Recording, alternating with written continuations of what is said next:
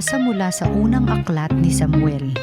Noong mga araw na iyon, matapos mapatay ni David si Goliath, nagbalik na si Haring Saul at ang kanyang mga tauhan. Sa bawat bayang madadaanan nila, sinasalubong sila ng mga kababaihan na umaawit at sumasayaw sa saliw ng mga pandereta at alpa. Ganito ang kanilang awit. Libo-libo ang pinatay ni Saul. Ang kay David naman ay 10,000. Nagalit si Saul at naisaloob niya, kung sinasabi nilang 10,000 ang pinatay ni David at ako'y libo-libo lang, kulang na lamang ay siya na ang kilalanin nilang hari. At mula noon, naging mainit na ang mata niya kay David. Minsan, nasabi ni Saul kay Jonathan at sa kanyang mga tauhan ang balak niyang pagpatay kay David. Mahal ni Jonathan si David, kaya sinabi niya rito ang balak ng kanyang ama. Ang sabi niya, "Binabalak kang patayin ng aking ama. Bukas ng umaga, magtago ka sa isang lugar. Yayayain ko naman ang aking ama sa may pinagtataguan mo at kakausapin ko tungkol sa iyo. Pagkatapos naming mag-usap, sasabihin ko agad sa iyo ang anumang sasabihin niya." Kinausap nga ni Jonathan ang kanyang ama tungkol kay David. "Ama, bakit ibig ninyong patayin si David gayong wala namang ginagawang masama sa inyo? Hindi ba't pinakikinabangan ninyo siyang mabuti? Ipinain niya ang kanyang buhay nang harapin niya si Goliath at niloob naman ng Panginoon na magtagumpay siya para sa Israel. Alam ninyo ito at inyo pang ipinagdiwang. Bakit ninyo siya papatayin gayong wala siyang kasalanan?" Dahil dito, nagbago ng isip si Saul. Sinabi niya, "Naririnig ng Panginoon, hindi ko na siya papatayin." Ang sagot na ito ng hari ay sinabi naman ni Jonathan kay David. Isinama pa siya ni Jonathan sa hari at tulad ng dati, pinaglingkuran niya ito. Ang salita ng Diyos. Salamat sa Diyos.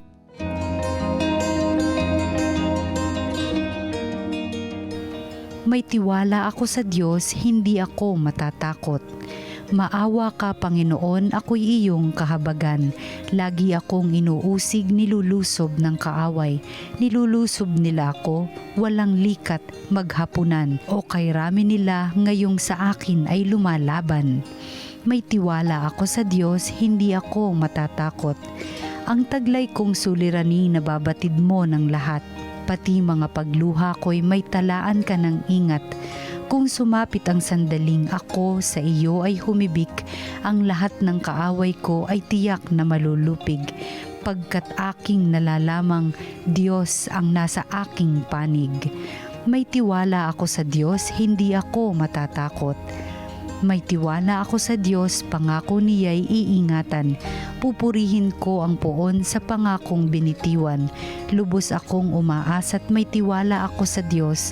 Kung tao ring katulad ko, hindi ako matatakot. May tiwala ako sa Diyos, hindi ako matatakot. Ang anumang pangako ko'y dadalhin ko sa iyo, O Diyos. Ang hain ng pasalamat ay sa iyo ihahandog, pagkat ako ay iniligtas sa bingit ng kamatayan. Iniligtas mo rin ako sa ganap na katalunan. Ako ngayon ay lalakad sa harapan mo, O Diyos. Nataglay ko ang liwanag na ikaw ang nagdulot. May tiwala ako sa Diyos, hindi ako matatakot. Ang mabuting balita ng Panginoon ayon kay San Marcos. Noong panahong iyon, umalis si Jesus at ang kanyang mga alagad at nagpunta sa tabi ng lawa. Sinundan siya ng maraming tao buhat sa Galilea. Nagdatingan din naman ang napakaraming tao mula sa Judea, sa Jerusalem, sa Idumea, sa ibayo ng Jordan at sa palibot ng Tiro at Sidon nang mabalitaan nila ang lahat ng ginawa ni Jesus. Nagpahanda si Jesus sa kanyang mga alagad ng isang bangkang magagamit niya upang hindi siya maipit ng mga taong dumaragsa.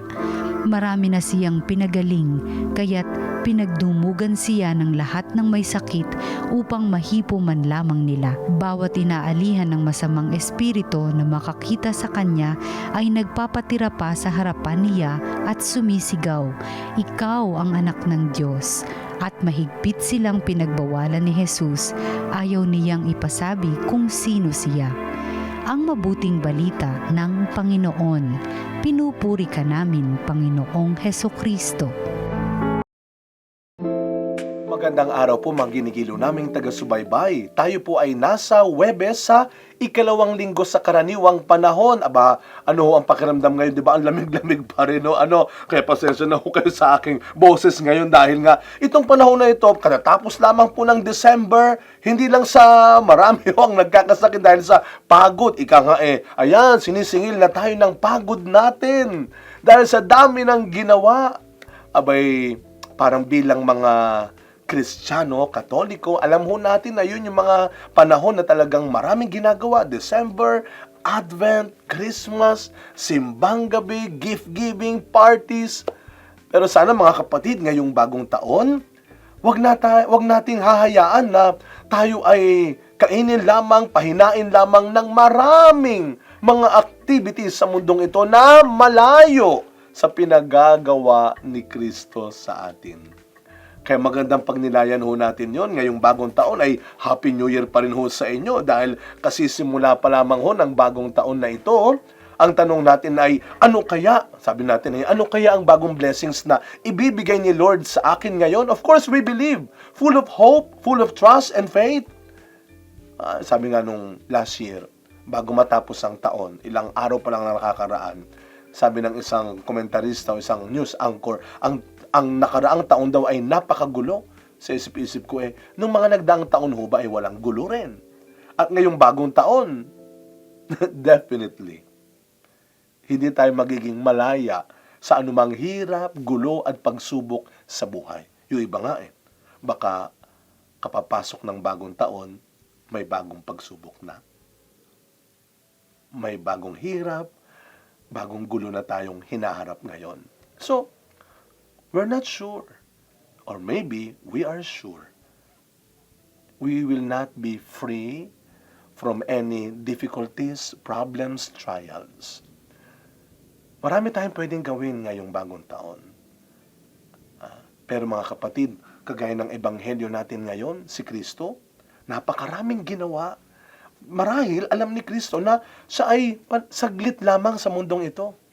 Di ba minsan sinabi niya sa mga alagad niya yan, ako'y malapit nang umalis din. Siguro sabi ng mga alagad, teka lang, kasi simula pa lamang ng ating pagsasama, sinasabi mo nang aalis ka. Para ngayong bagong taon, kasi simula pa lamang ng bagong taon, Lord, may bagong trials na. Hindi pa nga nagpapahinga yung aming katawang lupa mula sa pagod namin last year. Ngayon nagsisimula na ulit. Well, ang mahalaga po mga kapatid, tayo po ay nakatutok pa rin sa misyon natin sa mundong ito. Kaya nga ano daw ang huling araw ng panahon ng Kapaskuhan ay ang binyag ng Panginoon. At tandaan natin, nung bininyagan tayo, tinanggap natin, nakihati tayo sa misyon, buhay ni Kristo. Ano ang misyon niya? Ang magligtas. Kaya kung ngayon pa lamang bagong taon ay maliwanag na sa atin, ang buhay na tinatahak natin ay ang buhay na landas ni Kristo, nandun na yung mga pagsubok. If last year, marami ang sumubok ng pasensya mo, marami ang sumubok ng bait mo, ng kabutihan mo, ng away sa'yo, nanira sa'yo, ng gulo sa'yo. This year, pwedeng nandyan pa rin sila. At napakaganda ko nung huling bahagi ng ating ebanghelyo Di ba si Kristo ay marami ng pinagaling na mga may sakit at mga inaalihan ng masamang espiritu. At ito ang katakataka. Kilalang kilala siya ng mga masamang espiritu. Anong sabi nila? Ikaw ang anak ng Diyos. Kilala siya ng mga nang aaway sa kanya. Kilala siya ng mga nanggugulo sa buhay niya. Mga kapatid, magandang paalala ho ito.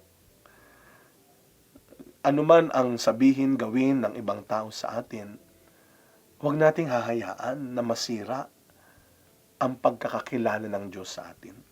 Ngayong bagong taon pa lang, ipinapaalala ko na po sa inyo.